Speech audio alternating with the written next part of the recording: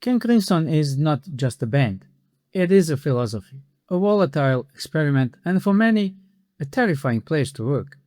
For over 50 years, Robert Fripp has led this collective through absolute brilliance and total dissolution.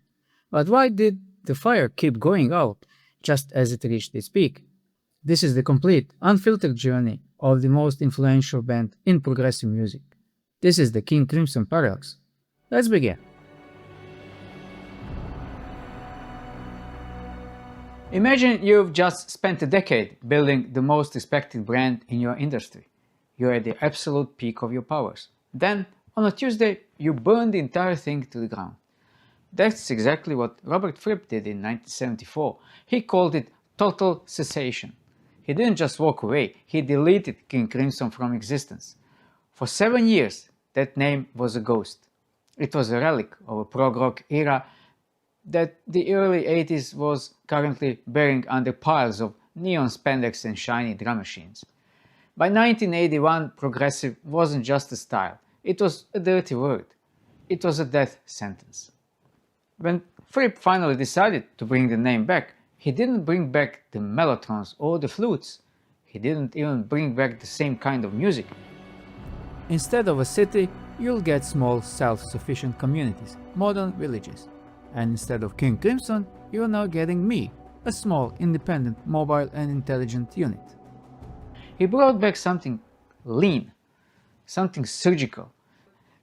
Because this wasn't just a comeback, it was a hostile takeover of a new decade. The old world is in fact dead, and what we are seeing now is, if you like, the death throes. Think about the room where this started. It's early 1981. It's damp, probably smells like stale coffee and ozone from overdriven amps. You have Bill Bruford sitting behind a kit that looks more like a laboratory than a rock setup.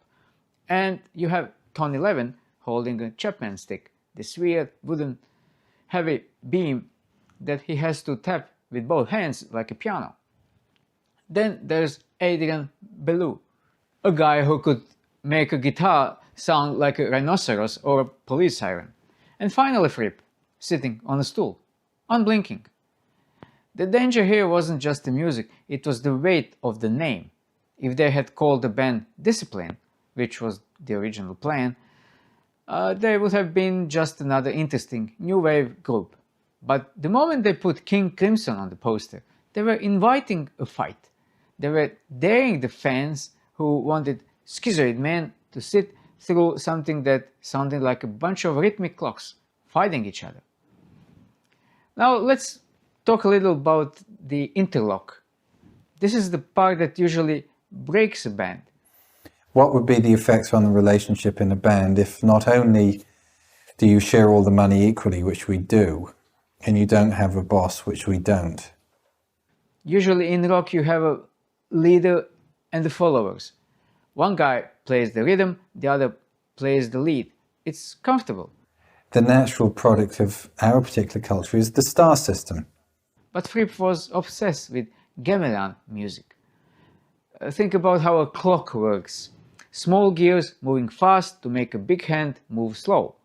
You couldn't conceivably have stars within gamelan. It simply wouldn't be possible. I'm very interested in the idea of the gamelan, because it's a system of music which you can't divorce at all from the societal system, or the value system which gives rise to it. I mean, it's impossible to have a star in gamelan. Within the piece itself, the guitars are mainly working in fives, which is an entirely natural time signature for a Bulgarian folk singer, but not for an American folk singer who would essentially be working in rock and roll. He wanted two guitars to do that. But this is the thing that he didn't want to do. He didn't want them to play the same thing. He wanted them to play around each other.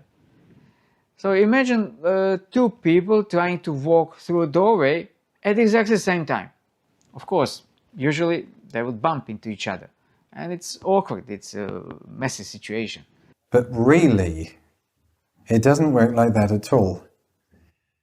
Music plays the musician, and the test of any good music in a practical way is when you can't tell whether the musician is playing the music or the music is playing the musician.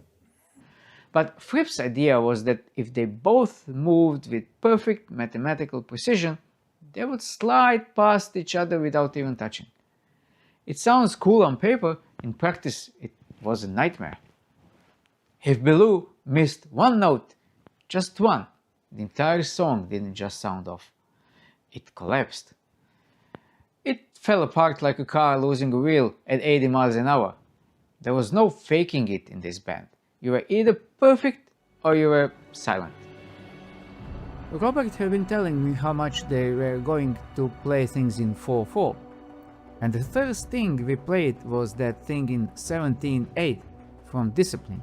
Bill said, this is just a little something in 17/8. Think about the frustration Bilou must have felt. He's this wild, expressive player from the Zappa and the Bowie schools. He wants to scream, he wants to make noise. For example, if this is R4, you can have a basic 5 on top of it. But can you take it faster? And can you bring your mind to a sufficient point of independence outside that 5 so that your attention can be spread from the immediate moment you're working in to accept an underpinning of 17? And here is Fripp telling him he has to play a 5-note pattern in 5/8 time, while Fripp plays a 4-note pattern in 4/4. For 3 bars, they sound like they are in different zip codes. They are fighting for air. Basically, it breaks down that the rhythm section is in 17 and the front line are in 15. Then, on the 4th bar, they snap together. That snap is where the music happens, where the magic happens. But getting there, that's the dangerous part, because it's cold and it's mechanical. It's why so many old fans hated it at first. They didn't hear the soul, they just heard the machinery. But I love the blur and the stillness of the character of the way we were feeling at that time.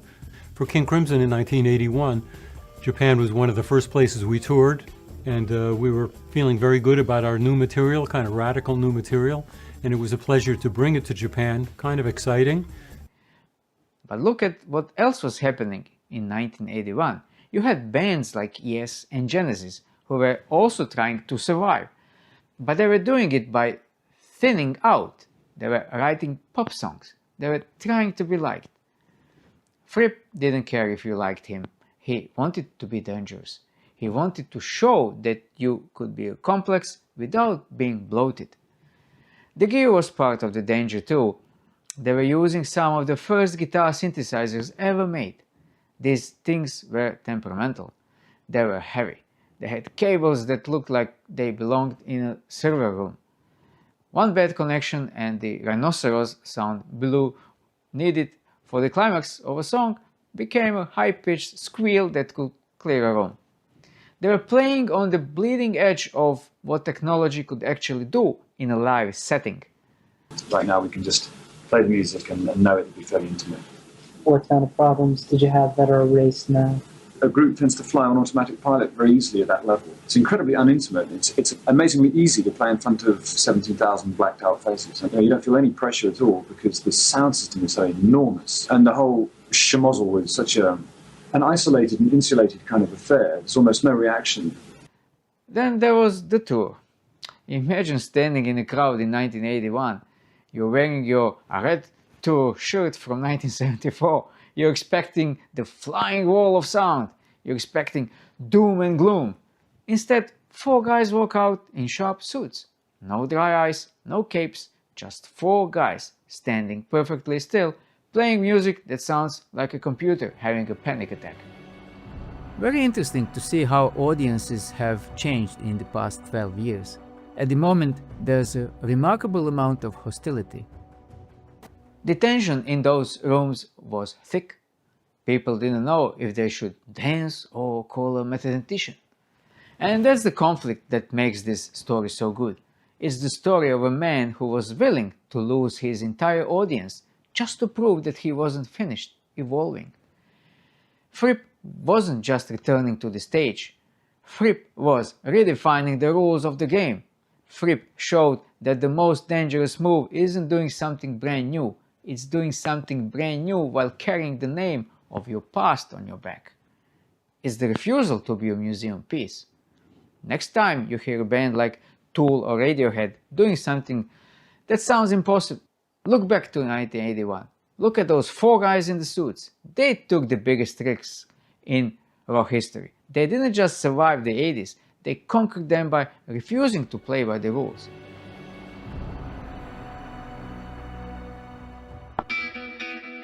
Here is something that almost nobody talks about.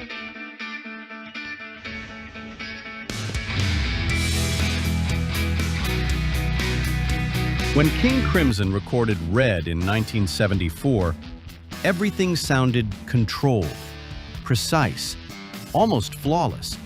But underneath that, something was very wrong. Not in the playing, not in the sound, something behind it.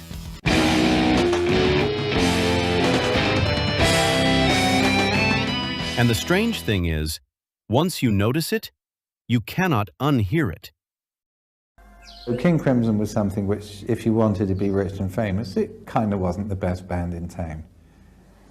On the other hand, you would have opportunities to experiment with a way of living your life and playing your instrument and working with others and playing music to people that presented opportunities you would not get if you worked by the book.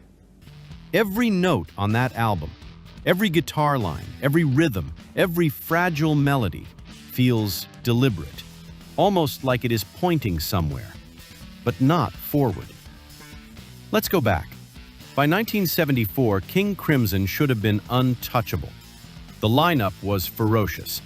Robert Fripp on guitar, John Wetton, bass, vocals, Bill Bruford on drums, David Cross, violin and keys. By every measure that matters in rock and roll, King Crimson was winning. But Robert Fripp was disappearing inside himself. Here is what the schedule actually looked like. From January 1974 through to the first day of recording, the band made an album, toured Europe, toured America, twice, with 1 full day off. 1 full day. And it was in this state, exhausted, hollowed out, running on something close to fumes, that Fripp arrived to record what would become one of the most important albums in rock. In an interview with Melody Maker in October 1974, he said, and I want you to hear this carefully, getting on stage and having to fight the aggression of 5,000 people to beat them down to the point that they're listening, the band became very adept at going on stage and smacking straight through, but at the expense of creating something of a higher nature. That phrase, a higher nature, remember it. He was being pulled somewhere else entirely. He had been reading G.I. Gurdjieff, the mystic philosopher whose ideas about conscious self-development had been spreading through European intellectual circles for decades.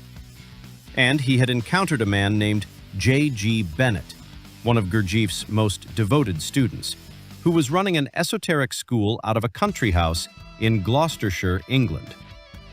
The school was called the International Academy for Continuous Education. The house was called Sherborne. Fripp had attended a talk Bennett gave at the Friends Meeting House on the Marylebone Road in London, and afterwards he introduced himself. Bennett was going a little deaf by then. He asked Fripp to repeat his name, and the last thing Bennett ever said to Fripp before turning to leave, I shall remember you. Bennett died a few weeks later, but those words stayed with Fripp.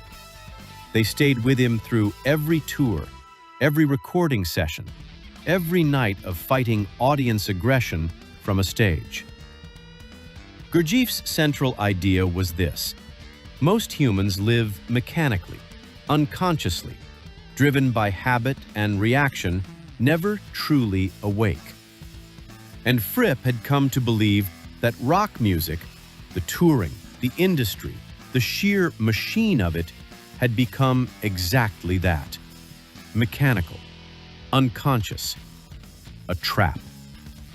So before a single note was tracked for Red, before the tape even rolled, Fripp had privately concluded the rest of the band did not know. And here is a detail that makes it even darker. David Cross, the violinist, the keyboardist, who had been a full member of King Crimson, was fired the day before sessions began, July 7, 1974. He was told, "You are no longer in the band. Recording starts tomorrow." So when the three remaining members, Fripp, Wetton, Bruford, walked into Olympic Sound Studios in Barnes, London, on the 8th of July, 1974, one of them already knew the end had come. One had just had his chair pulled from under him. And one was pouring everything he had into a record he thought was a beginning. You are Bill Bruford. You are John Wetton. You are giving everything. And the man steering the ship has already decided to sink it. On July 24th, just over 2 weeks into recording, Fripp wrote in his diary, "Argument with Bill Bruford. Bill says they might as well get a session guitarist." He read those words himself in a 2026 interview with Guitar World, 52 years later, still raw enough to quote. Now, here is where it gets stranger. For Red, Fripp made a deliberate choice, a ceremonial one almost. He invited former members back into the studio. Ian MacDonald, who had been there at the very beginning, the founding lineup, the very first album in 1969, came back to play saxophone and mellotron. Mel Collins, from the Islands era, back. Robin Miller, oboe. Mark Cherig, cornet, back. At the time, critics called it a reunion gesture, a nice touch. But look at it through the lens of what Fripp already knew. This was not a reunion. This was a gathering, a final assembly. He was calling back every significant incarnation of King Crimson for one last ritual before closing the door. A last supper, held in a recording studio, attended by people who didn't know it was the Last Supper. And there was one more ceremony to complete, the cover shoot. The art director was a man named John Kosh, who had worked on Beatles albums and had a feel for images that land like blows. The photographer was Gerard Mankiewicz, but by July 1974, the tensions inside the band had become so severe that no one could agree on a group shot. So Mankiewicz photographed each member separately. Fripp, Wetton, and Bruford alone in the same stark light, and the images were composited together after the fact. 3 men in the same frame who were never actually in the same room. The cover became one of the most striking in the band's history. 3 faces in high contrast, almost chiaroscuro, like a painting of men who know something the viewer does not. Bill Bruford later said, "I totally loved that cover. It suited the particular feel of the album. These 3 fairly stern faces, obviously in some kind of relationship. The good, the bad, and the ugly, appearing so starkly on the front. It suited the entire vibe so very well." Robert Fripp had a different reaction. "I loathed the session," he said, and was ill at ease with all of it. 2 men, same photograph, opposite feelings. That, in miniature, is the story of Red, and the music new. The album opens with the title track, Red, and it gives you nothing. No introduction, no warmth, no grace period. just a single, massive guitar riff that sounds like something ancient and collapsing at the same time. No vocals, no explanation. Just the sound of something that has decided it is done being careful. The album was recorded to 16-track tape, engineered by George Chiance, who had worked with the band before. Self-produced, no outside filter. Just the band and whatever Fripp needed to say. One More Red Nightmare is anxiety made physical. Wetton's vocals ride over a groove that never quite resolves, that keeps threatening to fly apart. Fallen Angel sits in the middle of the record like a bruise. Wetton wrote it about a friend who had died. In isolation, it is a gorgeous, melancholic song. In the context of what this album actually is, it becomes something else. A lament. Not just for one person, for something larger. Something ending. And then there is Providence, a live improvisation, recorded on stage on June 30th, 1974 in Providence, Rhode Island. Unedited, raw, slightly uncomfortable to listen to. Fripp dropped it into the middle of a studio record not because it was polished, because it was real. A document, a piece of unguarded truth dropped without warning into an album full of calculated intention. But everything builds toward the last track. Starless, 12.5 minutes. Here is something you may not know. Starless was not originally written for Red. It had been developed through live performance across the 1974 tours, played and refined night after night in front of audiences who were watching Fripp mentally leave the room even as he played it.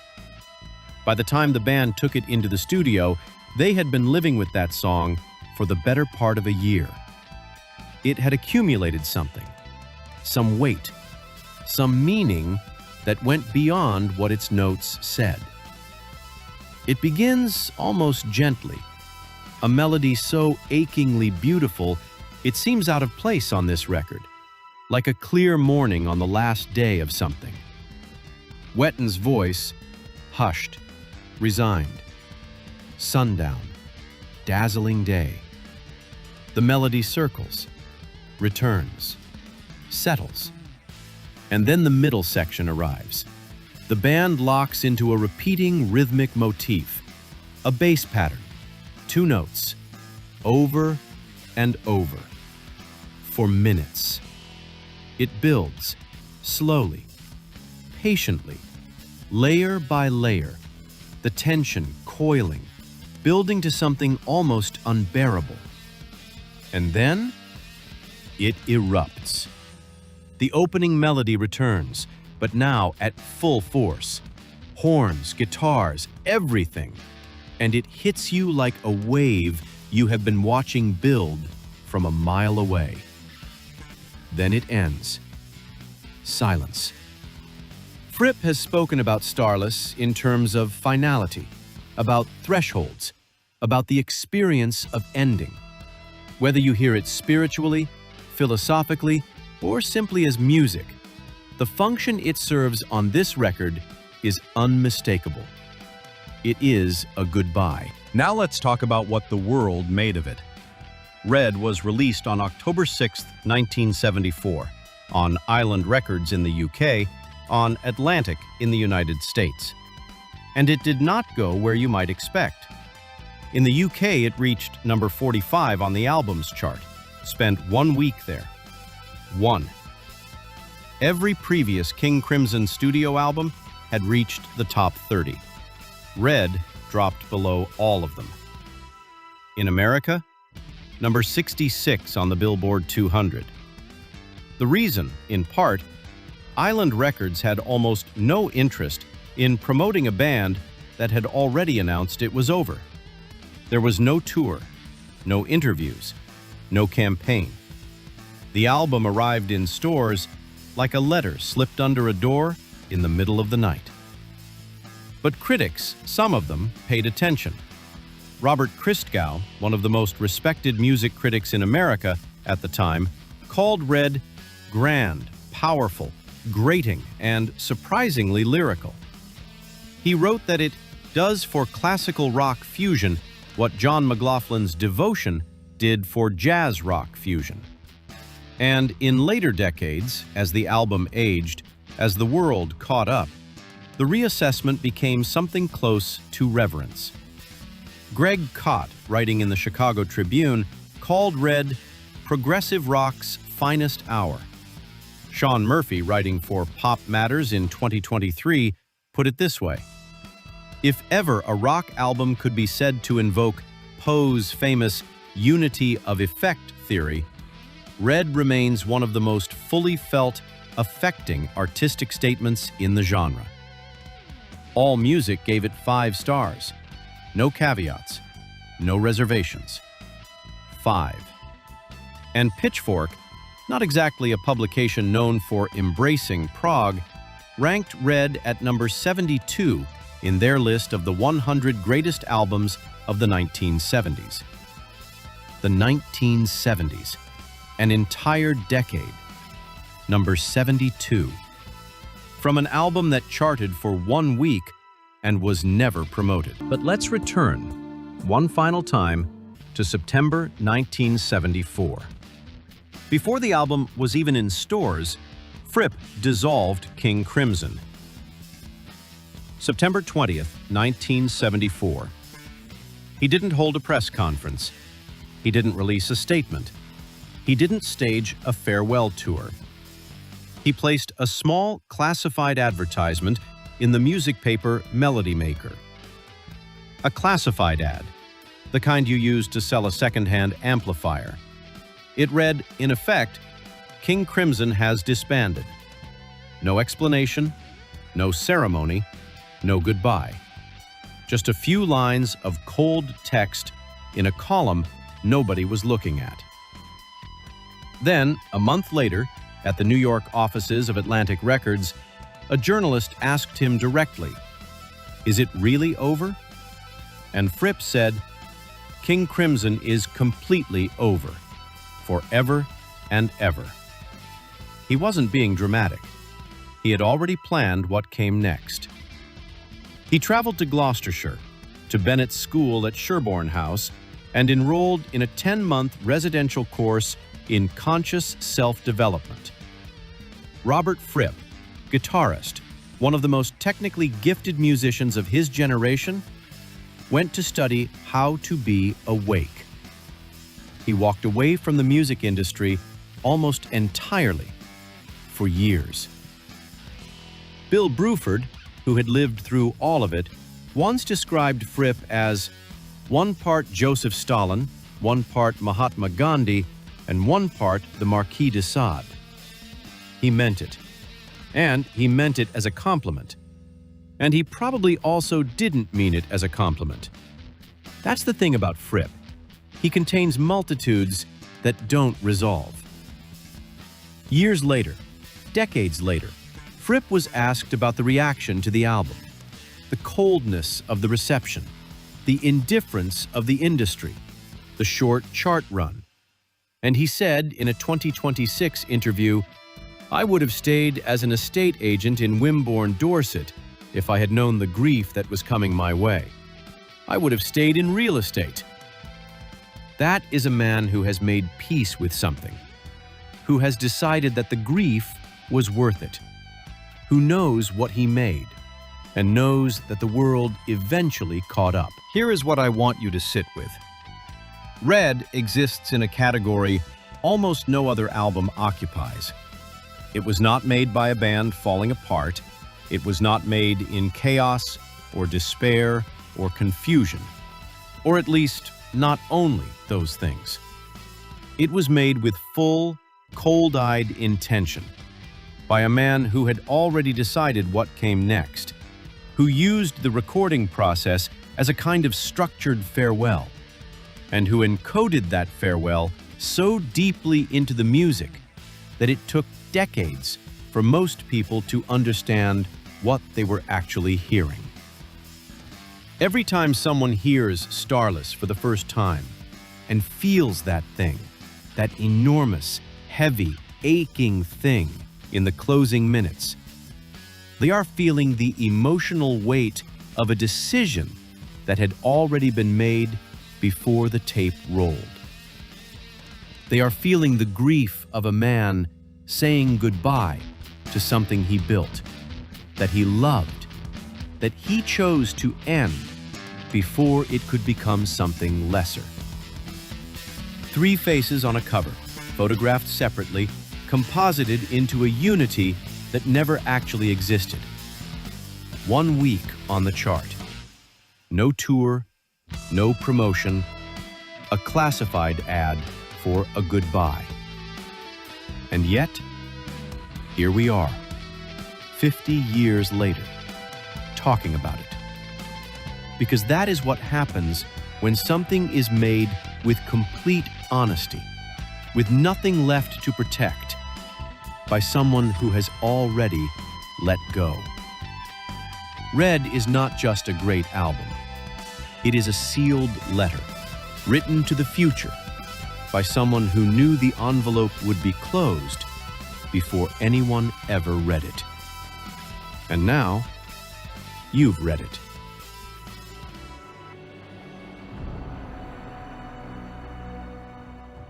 In 1974, the world of progressive rock felt a sudden cold snap.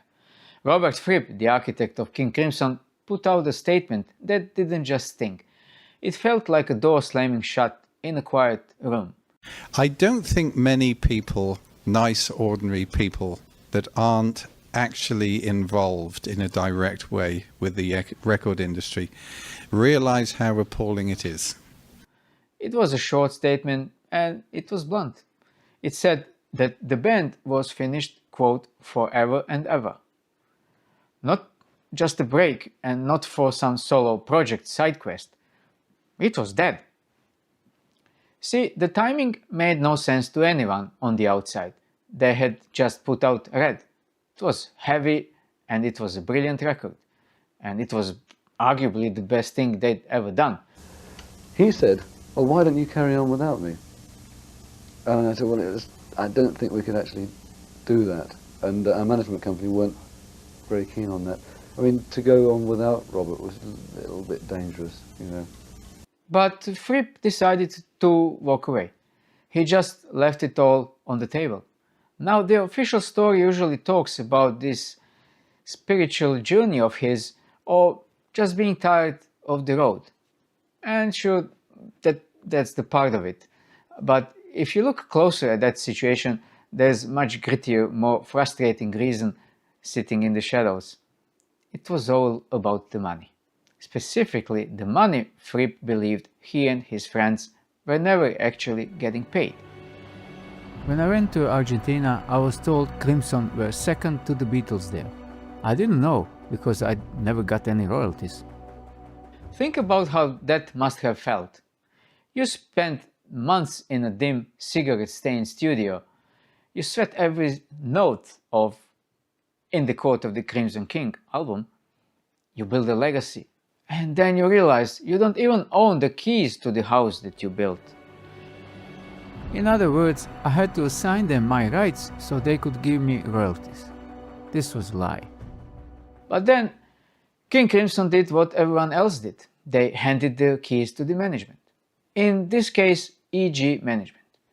So we stuck two fingers up at Richard Armitage and Noel Gay and set up EG. And he said, look, we'll do a 70-30 split. A 70-30 split of the costs and all the expenses, whether it be staging, touring, whatever it is, and all the profits. So we get 30%, band gets 70%, which was pretty novel in those days.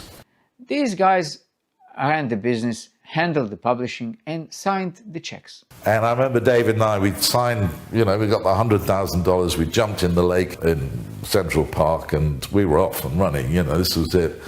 But over time, the math stopped adding up for Fripp. It's a big subject, but it's not one that I was ever afraid of. I was always interested in it because I'm so old that we came from an amateur business where, the accountants didn't know how to account. The managers were making it up as they went along and taking too much money for it. The musicians didn't care about anything. And broadly, there was always going to be more money tomorrow than there was today. So you didn't really care very much. He started to feel like the people making the music were being bled dry by the people managing it.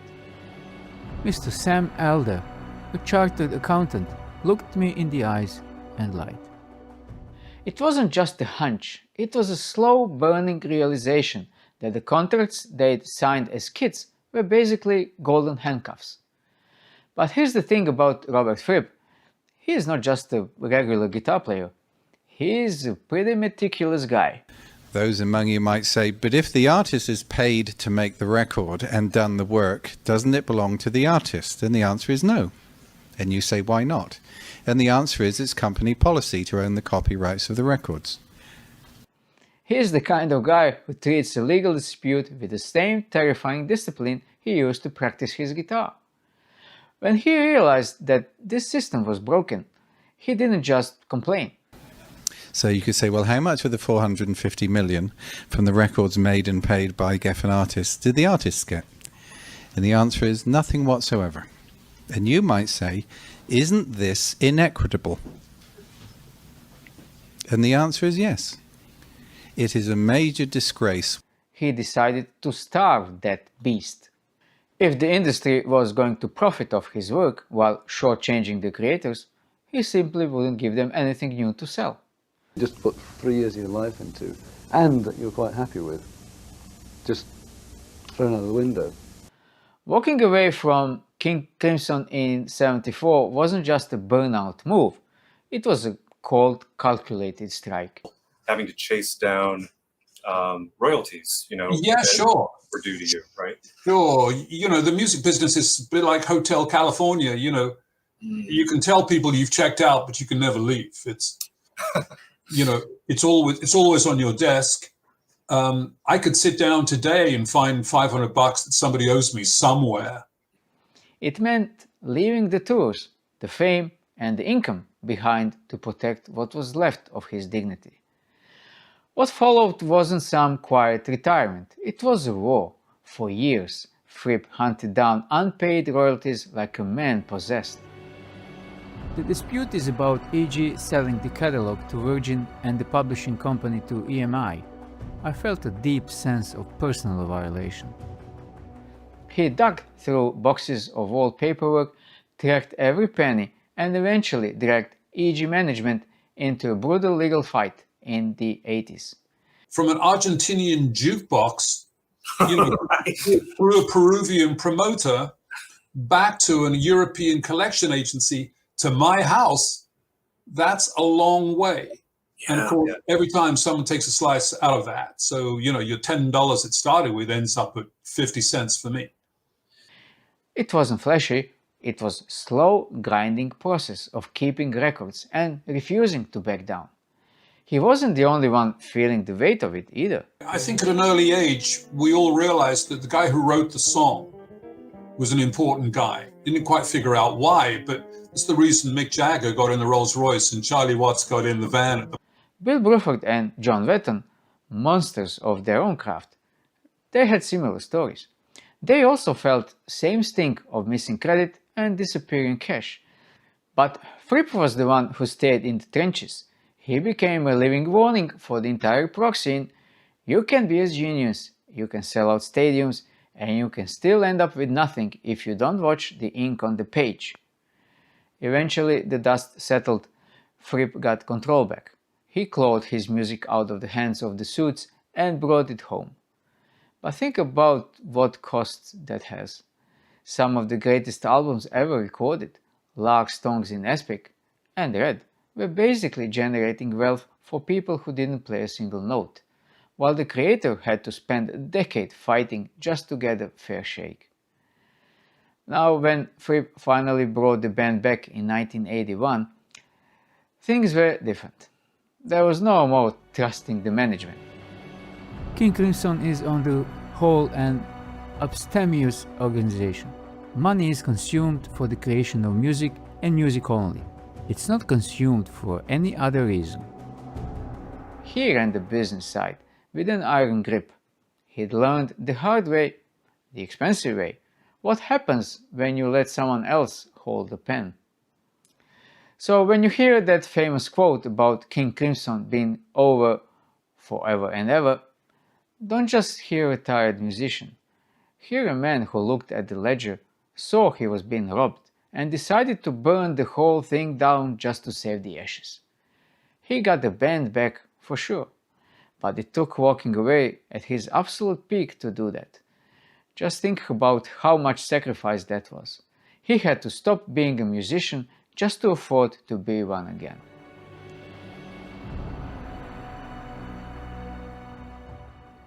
In 1981, music was getting too clean. Synthesizers were becoming perfect. The industry was racing toward a digital future where every mistake could be erased. But Robert Fripp didn't want perfection. He wanted something dangerous.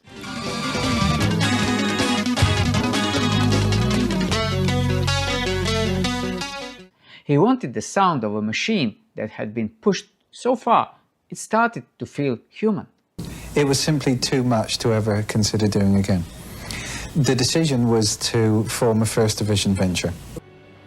I am very interested in the idea of the gamelan because it's a system of music which you can divorce at all from the societal system or the value system which gives rise to it. I mean, it's impossible to have a star system in gamelan. Think about that. Most artists spend their careers trying to hide their flaws. King Crimson decided to weaponize them. When they showed up with Discipline, fans were genuinely confused. Where was the mellotron? Where were the massive distorted riffs from Red? Instead, they heard these cold, interlocking patterns that sounded more like a high-speed textile mill than a rock band. It felt clinical. It felt distant. But really, it doesn't work like that at all. Music plays the musician, and the test of any good music in a practical way is when you can't tell whether the musician is playing the music or the music is playing the musician. But that was the point. Fripp had spent years in a self-imposed exile, and he came back with a rule book that would have killed any other band. The first rule was simple. No one is the star. The discipline referred to was that required from the performers of the piece to avoid attracting attention to themselves, to affect the posture of the village musician who may have a modest part, requiring no virtuoso technique, but which is an essential element of a slowly and subtly changing fabric of the even interwoven parts. The natural product of our particular culture is the star system. You couldn't conceivably have stars within gamelan. It simply wouldn't be possible. In the 70s, prog rock was about the hero. One guy played a 10-minute solo while the others waited. Fripp viewed that as a massive waste of energy. He looked at the Industrial Revolution for a better way. Think of a factory floor. The gears don't take turns leading. They move in sync forever. But here's the thing. If you make music that is perfectly synchronized, it's just wallpaper. It sounds dead. The secret to the discipline sound wasn't the precision, it was the micro error. For example, take the song like Frame by Frame. It's the ultimate test of human endurance. Basically, it breaks down that the rhythm section is in 17 and the front line are in 15. Fripp and Adrian Belew played the same rapid-fire pattern in 7/8 time.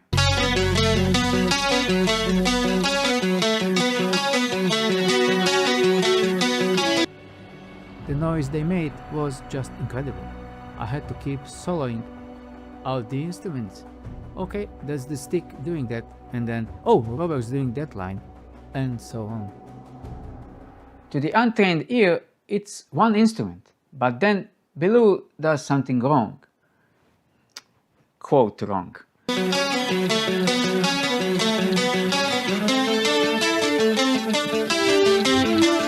He plays his pattern just a fraction faster than Fripp. But can you take it faster? And can you bring your mind to a sufficient point of independence outside that 5 so that your attention can be spread from the immediate moment you're working in to accept an underpinning of 17 beneath your 15 and develop a relationship with it? Now imagine 2 massive cogwheels spinning. One is at 100 RPM, the other is at 101. For a few seconds, everything feels like it's falling apart. The sound begins to shimmer and blur, not because of a pedal, but because of the physical limit of human fingers. That tension, the feeling that the song is about to crash, is what gives the record its heart. It's the sound of 2 machines trying to be identical and failing. That's the industrial era. But it wasn't just the guitars. You have to consider the gear they were fighting. Bellew was obsessed with the Roland GR300 guitar synth. Most people use it to mimic string sections on flutes. Bellew used it to sound like a factory siren. The tech back then was clunky. If you played too fast, the machine would glitch. It would lose the note. Also, it makes you think. It makes you drop expectations and approach your music in a different way. If you're used to playing in 4, then to suddenly work in 5, you have to drop your licks and pick up a few new ones. But it takes time. Most guitarists hated that. Bellew leaned into it. I realized, hey, I'm not playing my guitar, I'm just basically sounding like Robert. Where's my voice in this? So I picked up my Stratocaster, restrung it, and everything changed. He made the guitar scream like a whistle or a dying engine. He took the frustration of 1980s technology and turned it into a new language of noise. Then you have Bill Bruford. He walked into the studio with these bright yellow hexagonal plastic pads, the Simmons electronic drums. They were brand new and they sounded like nothing else. Critics called them cold. They called them soulless. But that's exactly why Bruford wanted them. When we were reconvening King Crimson, the group I'm in 1981, the rest of the team were of course getting very involved with guitar synthesis. The drummer looked around, obviously, and, not wanting to be left out, naturally knocked on Dave Simmons' door. He needed a drum sound that didn't bleed. He wanted a sound as sharp and unforgiving as a metal press. By using these lifeless drums, he actually highlighted the life in the rhythm. When he and Tony Levin locked in, they created a foundation so rigid that any tiny human variation from the guitars felt like an explosion. It was a total system of friction. You had 4 virtuosos trying to act like a single mechanism, but their own humanity kept getting in the way. That's why the record still sounds so fresh. It's not a polished pop product, it's a manifesto. I've set myself the next 3 years, the incline to 1984, to find out if it's possible. And within my own personal life, within the next 12 to 18 months, to remove all barriers and definitions from what my life is, so that work and fun and play and personal friends and people I work with. It proved that you could use the coldness of industry to express the heat of human emotion. King Crimson took the concept of a factory, the monotony, the repetition, the mechanical noise, and they found the soul hidden inside the gears. They showed us that the most beautiful part of any machine isn't when it's running perfectly. It's the moment it starts to vibrate under the pressure of its own speed. So the next time you hear Indiscipline, don't just listen for the melody, listen for the gears, listen for the moment the pattern breaks, because that's where the magic is.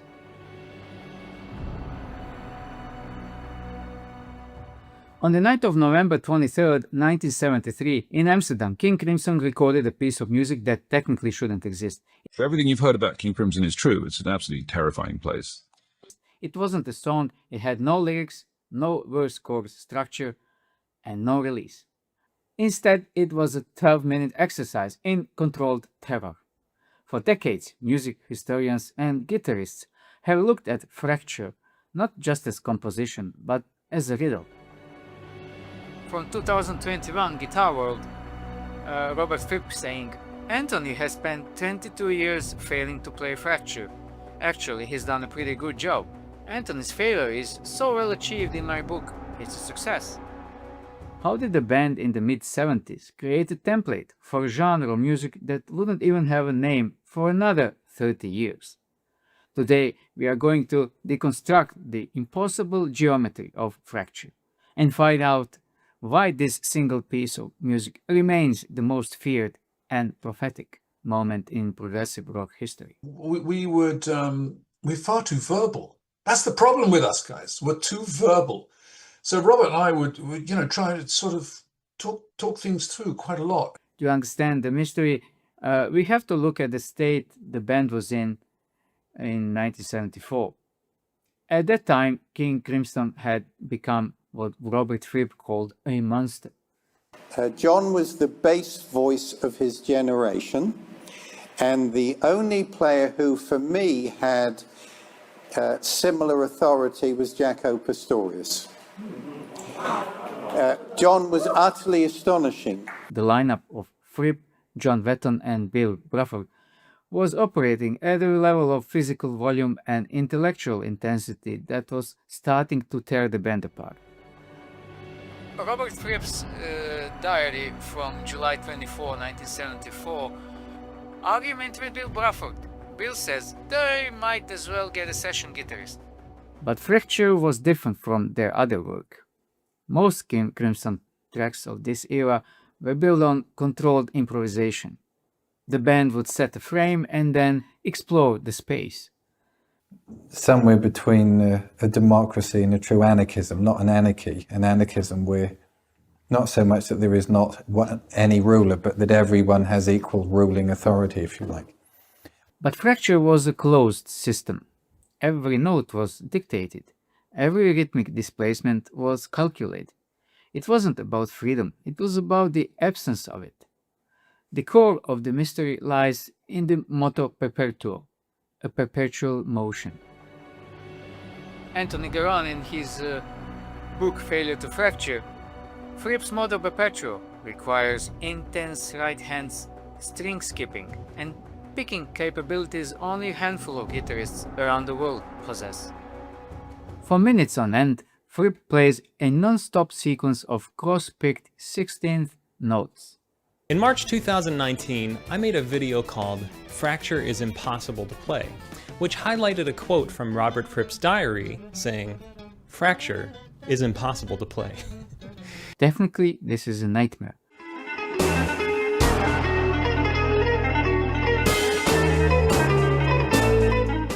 In most cases, a rock guitar is built on economy of motion, playing what feels natural to the hand. Fracture is anti-natural. It uses intervallic leaps that skip strings and defy the standard blues-based vocabulary of the 70s. When you listen to it, you aren't hearing a melody, you're hearing a mathematical argument. In an interview in 2012, John Wetton said, "That beautiful combination of the slashing heavy metal, insect-like guitar, the mathematical thing going on." Bill Bruford's drumming adds another layer to the puzzle. Again, Robert Fripp from his diary, Bruford's drumming begins to irritate me, held myself back from passing opinions. He isn't keeping time, he is actively sabotaging it. He uses metric displacement, where the snare hits appear to be in the wrong place, creating a sensation that the music is perpetually falling forward but never landing.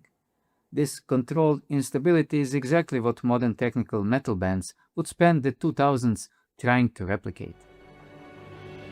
Tosin Abasi in 2016 interview said, "There were things I was trying to do musically before I heard of them. Then a friend turned me on to them, and I thought, my God, these guys were doing this decades before I even started." Here is where the historical mystery gets strange. If you take the 1974 recording of Fracture and strip away the tape hiss and the vintage keyboard sounds, the structural DNA is identical to what we call gent or technical death metal. In our previous discussions about the band's history, we've talked about how the industry often ignored the band's physical archives, but the intellectual tape of Fracture was ignored. For a different reason. The world literally didn't have the ears for it yet. In 1974, critics called it abrasive or difficult. The album previous to one that it was on. And when I presented the idea, that was the melody, chords, everything, I got a totally cold reaction. Nobody liked it, hated it. You know, both Robert and Bill said, "No, I'm not quite sure about that. Don't like it." So I thought, oh well, I only think it's one of the best things I've written, so I'll keep that. You know. They didn't realize they were looking at a blueprint. Why did Fripp write it this way? Specifically for that group. The implication being that you would play in that way in King Crimson and in King Crimson alone. In King Crimson, almost nothing was said. You're just supposed to know. This leads us to his personal philosophy, the rules of King Crimson. Music plays the musician, and the test of any good music, in a practical way, is when you can't tell whether the musician is playing the music or the music is playing the musician. Fripp believed that music should be a discipline. By creating a piece that was physically painful to play and mentally exhausting to follow, he was testing the band. Well, what can I say? We live in that kind of a world, you know.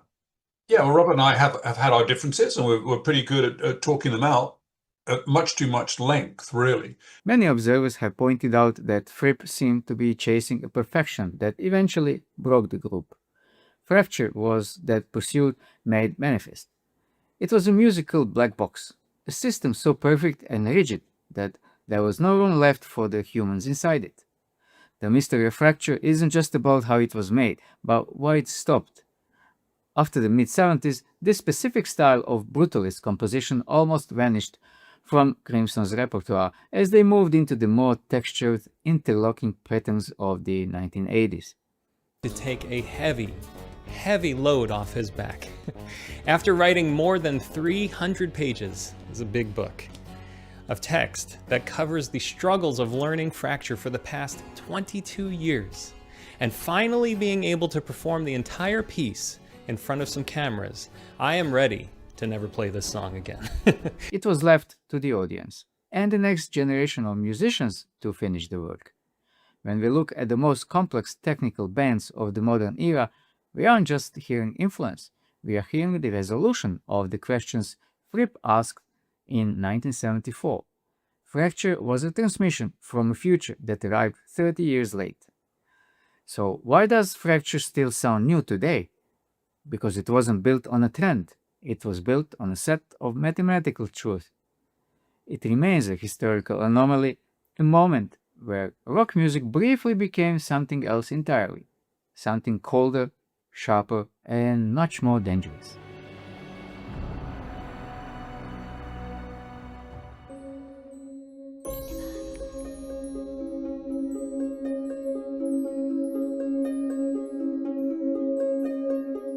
On the evening of September 25th, 1974, King Crimson played their final concert at the Palace Theater in Providence, Rhode Island. Most of the band didn't know it was the last one until Robert Fripp told them after the show. The decision had been building for months, and when it came quietly, the way most irreversible decisions do. The album they had just finished recording, Red, would be released 6 weeks later. It would be greeted with critical respect, modest sales, and the particular confusion that attaches itself to records that arrive slightly ahead of where the culture is willing to go. It would take 30 years and the emergence of an entirely different genre of heavy music for the full weight of what that lineup had built to become legible. This is not a story about what King Crimson lost. It is a story about what the rest of music quietly inherited. The King Crimson that recorded Red in the summer of 1974 had been together for less than 2 years.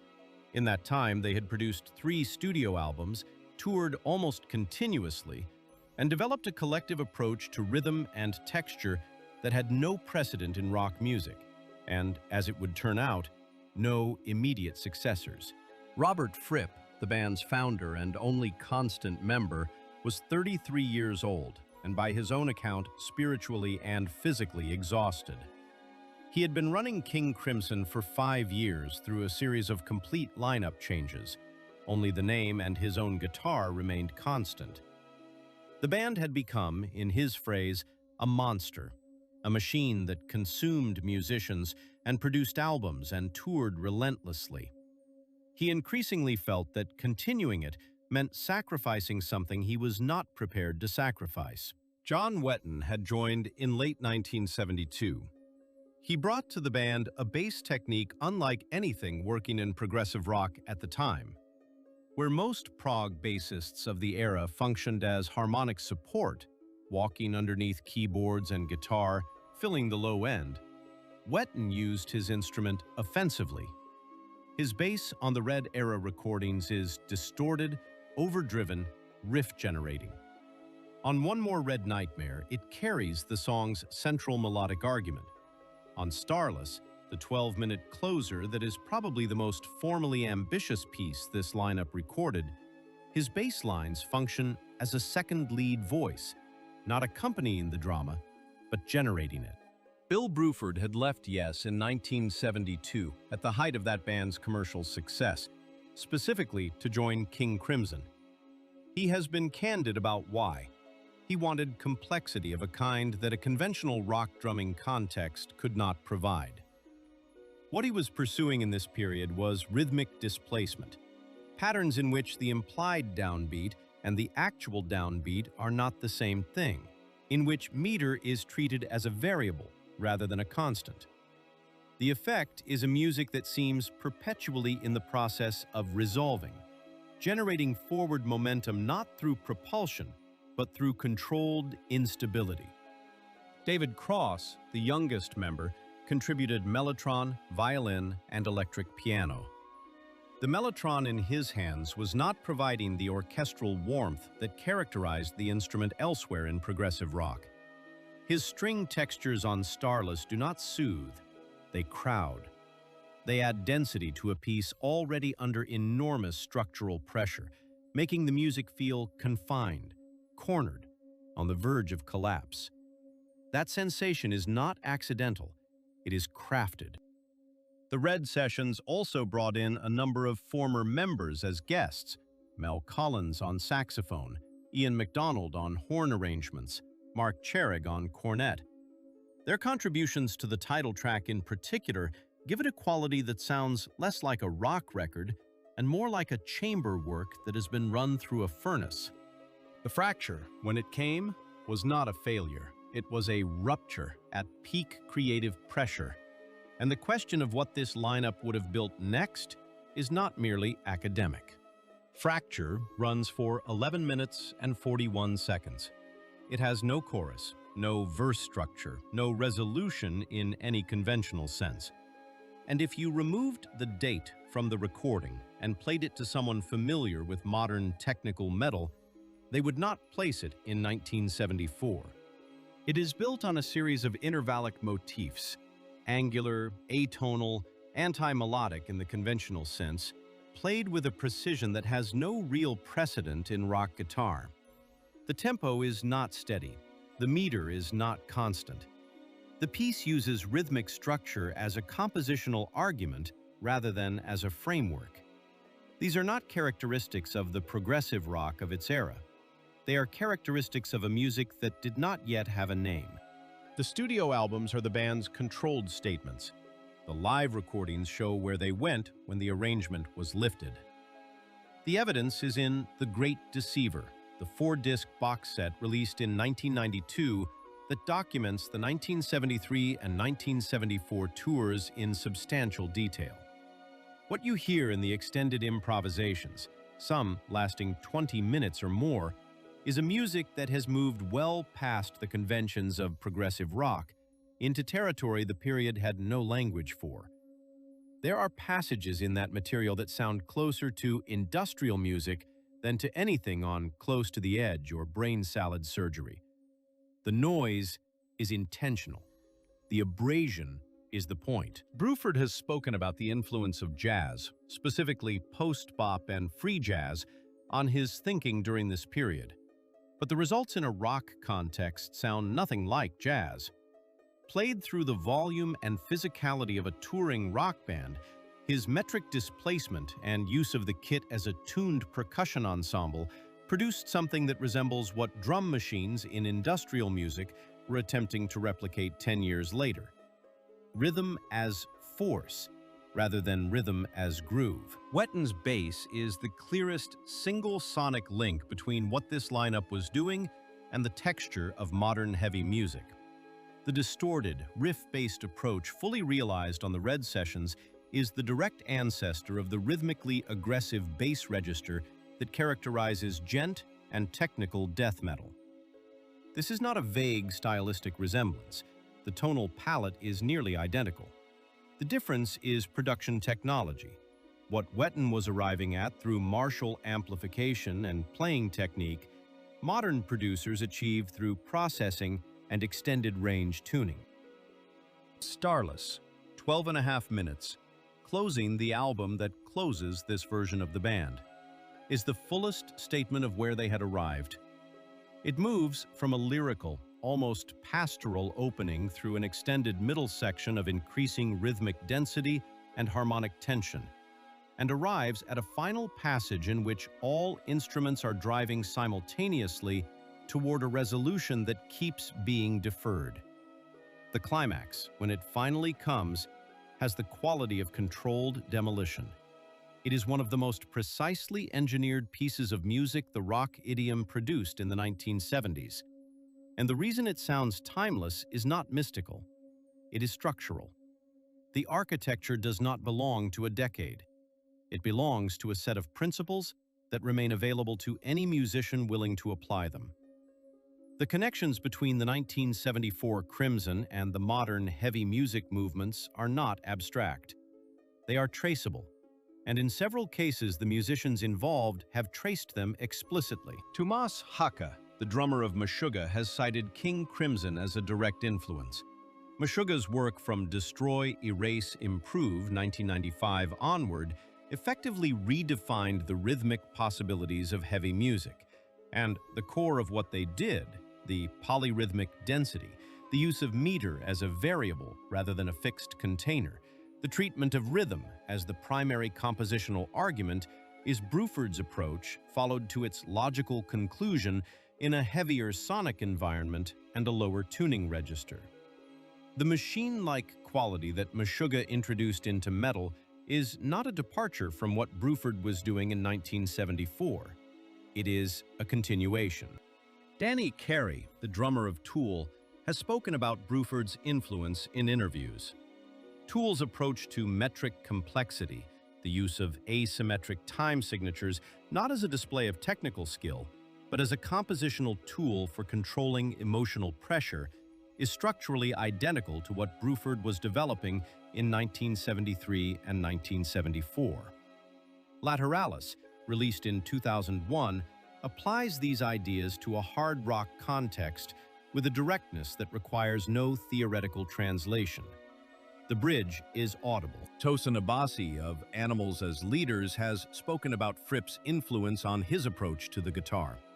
The connection is immediate on contact. The same preference for angular intervallic lines over smooth melody. The same use of silence as structural punctuation.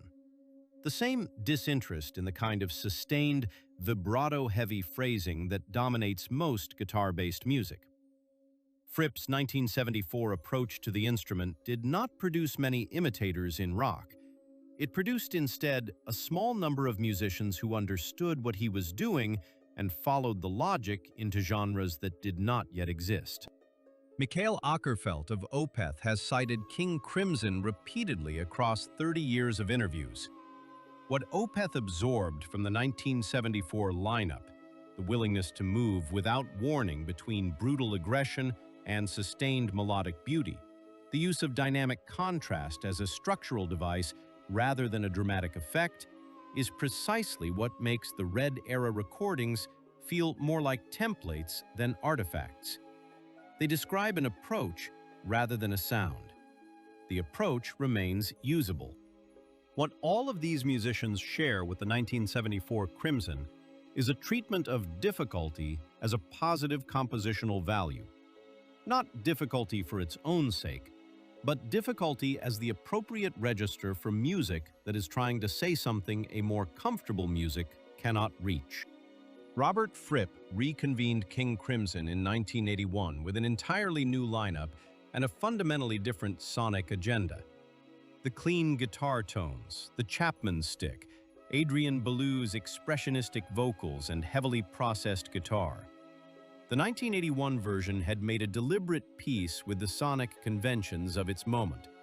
New Wave was at its commercial height. Talking Heads and Peter Gabriel were the cultural reference points. It was a refined music, and it aged the way refined music ages, with distinction, but with clear date stamps. The Red-era recordings have not aged in the same way.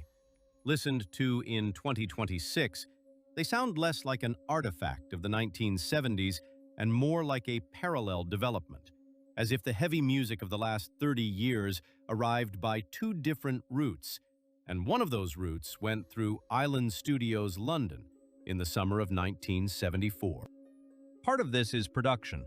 Red was recorded on tape with valve amplification, with the physical noise of musicians playing at the limit of their technique.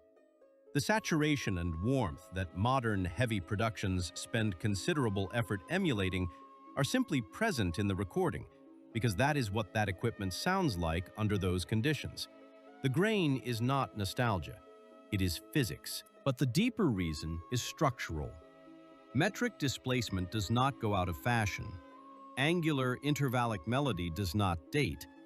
The use of rhythm as the primary compositional argument, rather than as supporting infrastructure, is as relevant in 2026 as it was in 1974. These are not stylistic choices. They are fundamental approaches to how music can be organized, and they do not belong to the decade in which they were first applied at this level of rigor. When the remastered edition of Red was released in 2009 and reviewed alongside contemporary heavy music, more than one critic noted that the production sounded competitive with records being made that year. That observation gets at something real. The album was not ahead of its time in the vague promotional sense. It was operating on principles that time does not erode. The 1981 Crimson was in conversation with 1981. The 1974 Crimson was in conversation with a future that hadn't declared itself yet. What follows is inference, not history, an attempt to extrapolate from documented evidence toward a question that has no answer. Had King Crimson not dissolved in September 1974, the album following Red would, by all indications, have pushed further into the territory the band was already mapping. The improvisations from the 1974 tour document a group moving toward greater noise, greater abrasion, a more systematic deployment of dissonance. Bruford's playing was becoming more polyrhythmic, more resistant to conventional pulse. Fripp's interest in systems and formal structures, later channeled through his engagement with Gurdjieff's teachings and developed practically through the Guitarcraft program, was already shaping how he thought about musical organization. The hypothetical record would almost certainly have been the most formally uncompromising thing this lineup produced, a document from the place where progressive rock's intellectual rigor and heavy music's physical brutality meet. Whether the market of 1975 could have received such a record is a different question. The progressive rock bubble was already deflating. Punk was 2 years away. The cultural infrastructure that sustained long, expensive, demanding rock records was closing. What is not in question is what happened to the music itself. it scattered into Fripp's solo work and the Guitarcraft project, into Bruford's own groups Bruford and later Earthworks, where he continued developing the polyrhythmic ideas this version of Crimson had established. It entered the bloodstream of musicians who heard Red and followed the logic forward without a map. Fripp walked off stage in Providence knowing the band was finished. What he could not have known is that the unfinished project he was leaving behind had already been received. The musicians who would complete it in their own idiom and on their own terms were not yet playing. Some of them were not yet born. The Ghost in the Machine is not the album that was never made. It is the music that was made anyway, in fragments, over decades, by people who heard something in Fracture or Starless or One More Red Nightmare and understood, without necessarily being able to articulate it, that the direction was correct, that the brutalism was not an aberration, that this was not the end of something.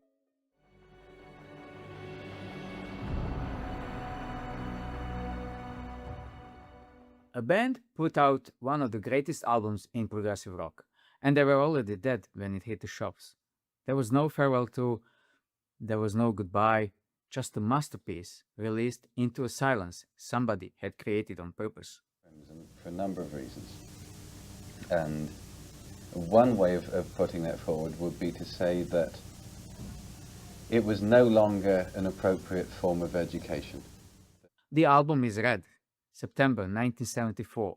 Guitar players still talk about it. Kurt Cobain put it on his list of favorite records. Half of what we now call progressive metal traces straight back to it. Heavy, beautiful, one of the best things King Crimson ever did. And weeks before you could buy it, Robert Fripp had quietly pulled the plug. He told the press the band had, and I'm quoting him here, ceased to exist. Completely over, forever and ever. Now, most bands die because they failed. They run out of money or ideas or each other. King Crimson did the opposite. It kept dying at the exact moment everything was going right. Not once, twice. There was a lot of beginning again. Very much a sense of this is a group which will speak with its own voice without any compromise whatsoever. And both times, the man holding the knife was the one person you think had the most to lose. So let's go back. Back to understand 1974. You have to understand the first time Fripp watched it all fall apart, in 1969, when the band was, by any sane measure, the most exciting new thing in Britain. July the 5th, 1969, Hyde Park, London. The Rolling Stones headlined a free concert that turns into a memorial for Brian Jones, who died 2 days earlier. Estimates of the crowd ran up toward 500,000 people, and the band given the job of warming all of them up, a group barely a few months old that almost nobody had heard on record. King Crimson. They opened with 21st Century Schizoid Man, and they walked off with half of London asking who they were. 3 months later, the debut album lands, and it's a landmark. But here's what the acclaim hides. Within weeks of changing music forever, the band starts tearing itself apart. They didn't want to stop King Crimson. They decided to leave. I was heartbroken. And I was so distressed. I offered to leave the group rather than the group break up. Ian had reservations. The original lineup plays its last show at the Fillmore West in San Francisco in December 1969, barely a year after forming. Ian MacDonald and Michael Giles, two of the men who made that first record, walk away, worn down by the road and pulling against where Fripp wanted the music to go. Then Greg Lake, that voice, leaves too to form Emerson, Lake and Palmer. So count it up. Within about a year of the most acclaimed debut in the whole genre, Fripp had lost his singer, his drummer, and his multi-instrumentalist. Most people in his shoes quietly fold the tent. Fripp does the opposite. He keeps the name and replaces the humans because to him, King Crimson was never really a band. It was a way of doing things. A standard. More or less from the beginning of King Crimson, that King Crimson is a way of doing things. Yes. Yes. Well, you recognize that already from the beginning? That This is how it was set up. The people could change. The thing had to continue. Hold that thought because it's the whole story. Fast forward to 1972 and Fripp does something genuinely mad. He builds what a lot of us would argue is the best version of King Crimson there ever was. And it's almost a different band entirely. And we actually know how he sold it, because he made the pitch to a drummer who was, at the time, riding high in one of the biggest bands in the country, Bill Bruford of Yes. Here's the offer in Fripp's own words. I'm proposing a band, and it has you in it. And it has a crazed, avant-garde, improvising drummer called Jamie Moore. And it has a violin player and the best young bass player in London called John Wetton. Do you want to be in it? Robert Fripp recalling his pitch to Bill Bruford. Bill has a remarkable amount of energy. He's a straightforward, honest, enthusiastic professional musician who should have lost his enthusiasm and turned it into cynicism years ago. And think about what Bruford did with that. He left Yes, a band right on the edge of its arena-filling peak, to join the group with a revolving door, because he wanted to be frightened instead of comfortable. I mean, Yes was an endless debate about should it be F natural in the bass with a G sharp on top from the organ, or should it be the other way round? In King Crimson, almost nothing was said. You're just supposed to know. The album they made in 1973, Lark Stones in Aspic, sounds like heavy metal and chamber music having an argument. Nothing before it sounds like. And right on the cue, the pattern repeats. Jamie Moore walks away after one album to become a Buddhist monk. Genuinely. David Cross, the violinist, gets squeezed out as the music gets louder and heavier around him. By the time we reach Red in 1974, King Crimson is down to a trio. So picture the room where Red got made. This is a band recording a masterpiece while barely able to stand each other. And there's one moment in the studio that tells you everything.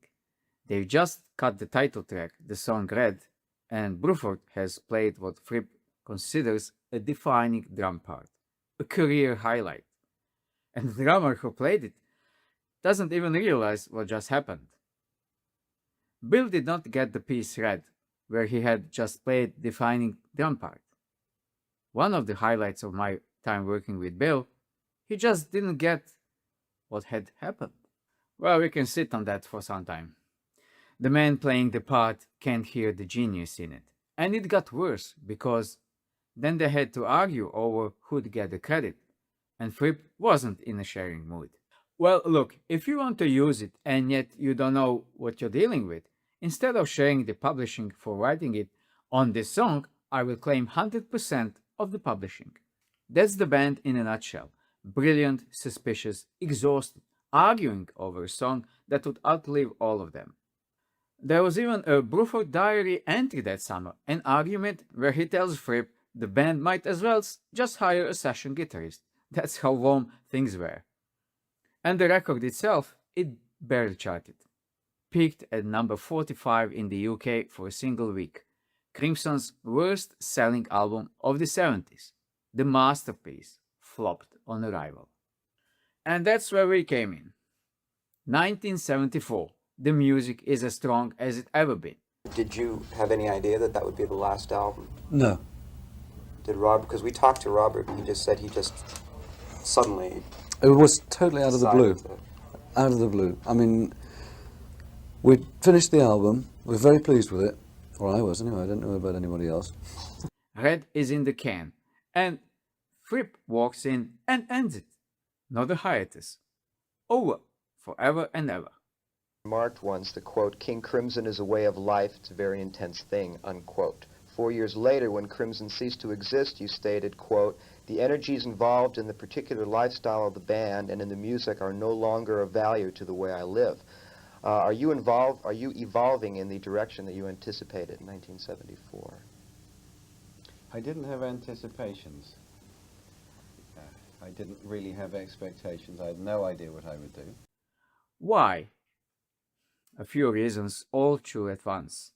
The practical one, that the American sales were sliding and it happened after album. The personal one was that the tension had become unbearable. The real reason was, though, the stranger and more Fripp-like. He'd become convinced the whole world was about to change.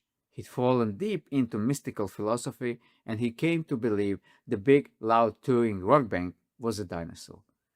That's not me reaching, that's his actual language from a 1974 interview where he described the old order as, I quote, the dinosaur civilization, large and unwieldy, without much intelligence, just like the dinosaur.